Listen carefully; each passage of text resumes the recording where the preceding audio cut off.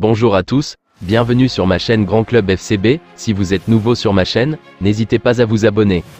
En difficulté depuis le début de la saison, avec des prestations en demi-teinte, l'ancien attaquant du Stade Rennais et de Leeds United a sûrement subi le contre-coup de la Coupe du Monde, avec le Brésil en novembre-décembre. Sur ses deux premiers tiers de saison, Raphinha a malgré tout fait preuve d'une certaine régularité avec 6 buts et 4 passes décisives. Il y a eu une période qui est désormais passée durant laquelle c'était un peu plus difficile pour lui, avec un peu moins de justesse, de lucidité, mais cela ne l'a pas empêché de rester un élément indispensable à l'équilibre de l'équipe.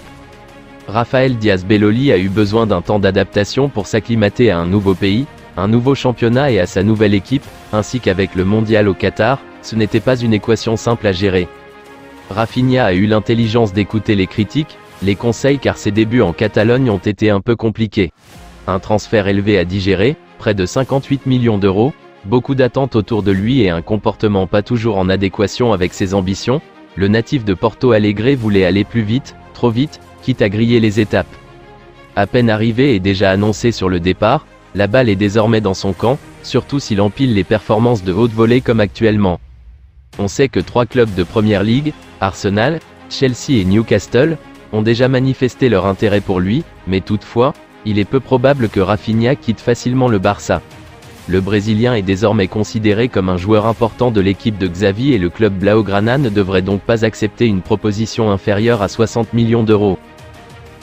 Selon Football Insider, Chelsea souhaite absolument recruter Frenkie de Jong lors de la prochaine fenêtre de mercato. Todd Boehly considère le Néerlandais comme une priorité absolue pour mettre son projet sportif sur les rails et voit en lui le prochain leader du milieu de terrain des Blues. Pour ce faire, le directeur général du club londonien compte convaincre le Barça de vendre son joueur grâce à une offre spectaculaire. Todd Boehly a déjà eu des contacts avec le président du club catalan, Joan Laporta, l'été dernier. Les deux parties ont notamment conclu les transferts de dernière minute d'Aubameyang et de Marcos Alonso. Le premier a été recruté par Chelsea tandis que le second a rejoint les Blaugrana gratuitement. En outre, Chelsea a tenté de s'attacher les services de Jules Koundé et Raphinha avant qu'ils ne choisissent le FC Barcelone.